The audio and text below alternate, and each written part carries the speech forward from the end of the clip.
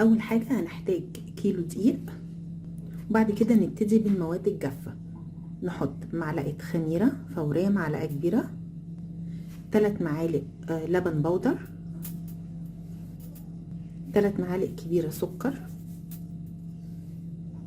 معلقه صغيره ملح، معلقه كبيره بيكنج باودر.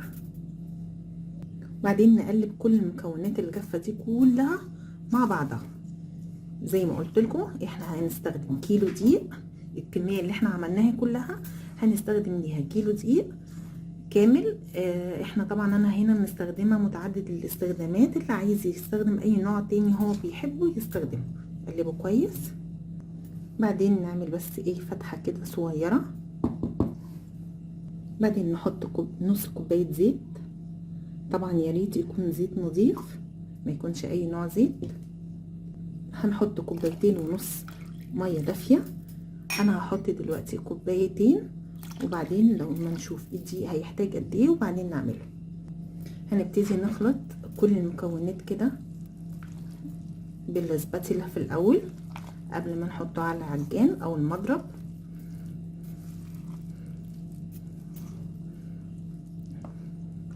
نقلبه كويس. ضروري جدا ان احنا الخطوات دي نلتزم بيها. بعدين نضربه كده بالعجان بمضرب.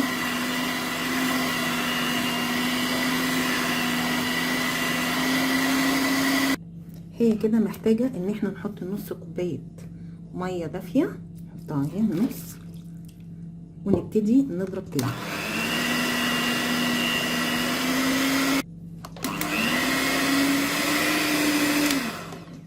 بصوا العجينه، بص ماسكه ازاي، عامله خيط كده، عامله زي ما يكون كده، عامله زي الاسترتش معانا، وهي لازقه دلوقتي في قاع البول عندي. بما انها لازقه كده اعرفوا على طول ان كده العجينه بتاعتنا نجحت جدا. وبصوا هي لازقه شويه في الايد، بس لما تتخمر هتبقى تحفه وهتبقى جميله جدا.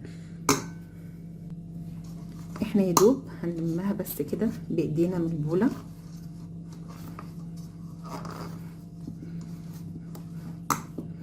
بصوا هي لازقه كده، ما تقلقوش خالص، بالعكس هي كده ناجحه 100%. واعرفوا ان العيش بتاعنا خلاص هو هيبقى ناجح وهيبقى هش وجميل جدا. نسيبها بقى. بعدين هنغطيها بالستريتش مارك بالشكل ده، وبعدين ننقلها لمكان دافي. نسيبها لمده 45 دقيقه بالظبط. بعدين نفتح عليها وبصوا شكلها عامل ازاي، ارتفعت بالمستوى دوت. اول ما تلاقوها انها ارتفعت بالمستوى ده رفع على طول انها اخمرت بشكل كويس قوي. احنا سيبناها بالظبط ساعه، انا قلت 45 دقيقه، بس بعد ما حطيتها لقيتها لسه شويه فقررت ان انا اسيبها بقيه الساعه. بصوا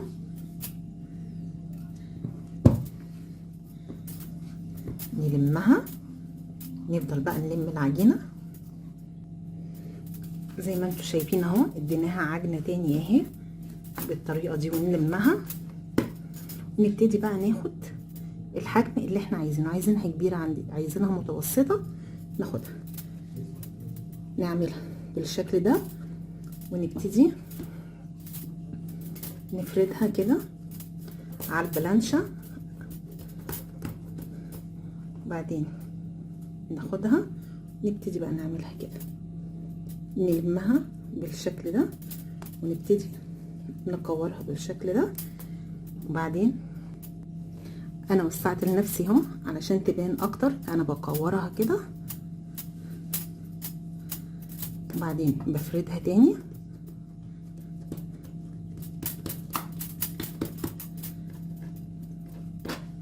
وبعدين اخدها ولمها كده، نلمها ببعضها كده ونقفلها وعلى راحة الايد نعملها كده. بعدين منزلينها على البلانشة بالشكل ده. بصوا بعدين نجيب صينية، فيها صينية ندهنها بالفرشة كده زيت، وبعدين نحطها في الصينية بتاعتنا. بعدين نجيب قطعة تاني ونفردها. انا بس هوريكم قطعتين كده عشان الفيديو ما يبقاش طويل عليكم. بعدين نلمها بالشكل ده وعلى راحة الايد كده بالشكل ده. بصوا بشكل دائري كده نفضل نعمل فيها كده. خلاص بقت كرة.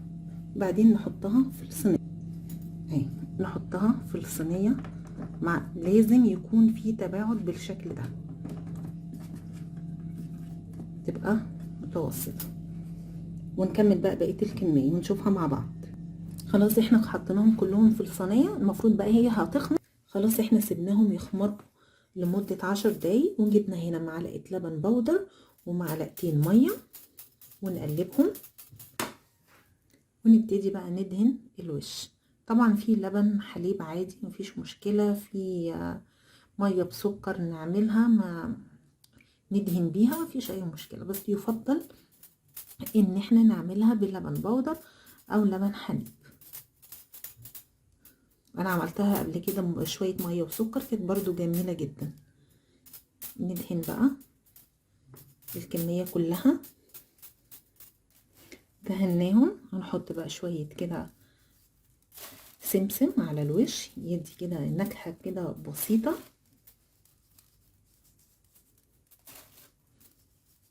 كده. ونضغط ضغطة بسيطة جدا، يعني مش ضغطة كبيرة قوي يعني. نحط هنا شوية كمان ونكمل بقية الكمية. بعدين نحطهم بقى على درجة حرارة 180 درجة، وقبلها لازم نكون مشغلين الفرن بتاعنا. يلا بينا بقى نحطهم في الفرن. وده شكلها بقى بعد ما حطيناها في الفرن. بصوا عليت وبقت عاملة ازاي، بجد تحفة وجميلة جدا جدا. بصوا شكلها. انا عارفة ان الاضاءة بسيطة بس اكيد هي واضحة جدا. هي خلاص من تحت اخدت لون، نبتدي بقى نشغل عليها الشواية من فوق.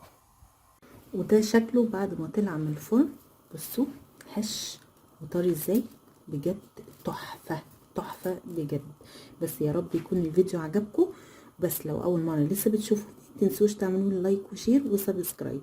السلام عليكم.